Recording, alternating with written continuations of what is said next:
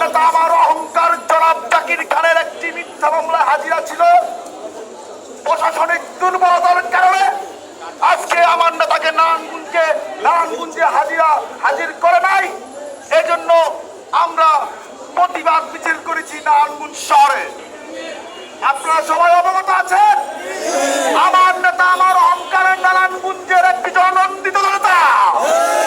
এই জন্য নারায়ণগঞ্জ শুধু আওয়ামী লীগ নয়, বিএনপিতেও ঘাপটি মারা কিছু শয়তান লেবাসদারি বিএনপি নেতা আমার নেতার বিরুদ্ধে যখন দেখেছে নারায়ণগঞ্জের সকল শ্রেণী পেশার মানুষ জাকির খানের ভালোবাসায় সিক্ত হয়ে গেছে, তখনই তাদের জ্বালা শুরু হয়ে গেছে।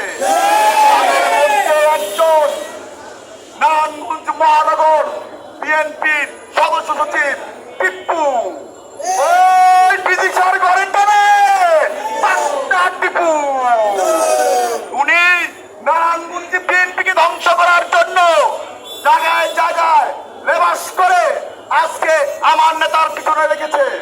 আমরা সবিনয়ভাবে টিপুকে বলেছি, সাবধান হয়ে যান। জননন্দিত এই নেতার বিরুদ্ধে যদি আর কোন অপচেষ্টায় আপনি লিপ্ত হবেন তাহলে পরিণাম শুভ হবে না বলে দিচ্ছি। উপস্থিতি, আমরা টিপুর বিরুদ্ধে জানতে পেরেছি উনি উনার আইনি পেশার কাজ বিভিন্ন গার্মেন্টস ফ্যাক্টরিতে দিয়ে তাদের লোক পাঠিয়ে নাম্বার দিয়ে গার্মেন্টসের মাল নামানো ও চাঁদাবাজি করার জন্য নতুন করে ধান্দায় লিপ্ত হয়েছে। আমরা টিপুকে বলে দিতে চাই, আমরা জাকির খানের সৈনিকরা যতদিন বেঁচে আছে এই নারায়ণগঞ্জে আপনি কোনো গার্মেন্টস সেক্টর থেকে চাঁদাবাজি করতে পারবেন না। জাকির খানের অবিলম্বে জাকির খানের মুক্তি চেয়ে আমি আমার বক্তব্য এখানে শেষ করছি। বাংলাদেশ জিন্দাবাদ, বাংলাদেশ জাতীয়তাবাদী দল জিন্দাবাদ, নারায়ণগঞ্জ জেলা মসজিদ দল জিন্দাবাদ, জাকির খান মুক্তি পরিষদ জিন্দাবাদ, আমার নেতা আমার অহংকার জনক জাকির খান জিন্দাবাদ জিন্দাবাদ।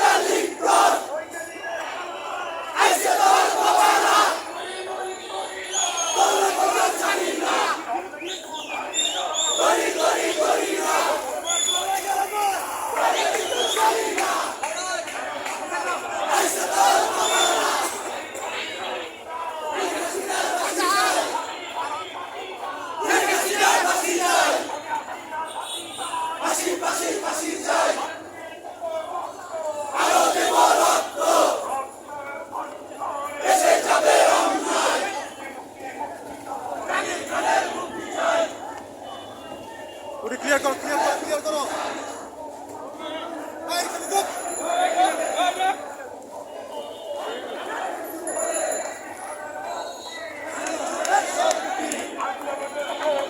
জাকির খানের মুক্তি আইসে তোর বাবারা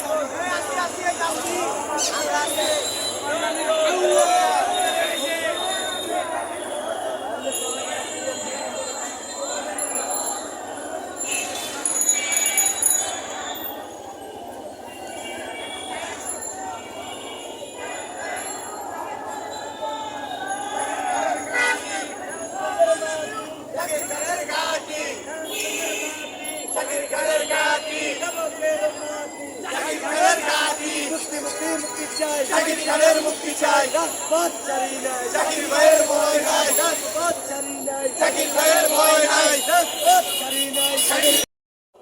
জড়িত করে তাকে কারাগারে বন্দী করে রাখা হয়েছে।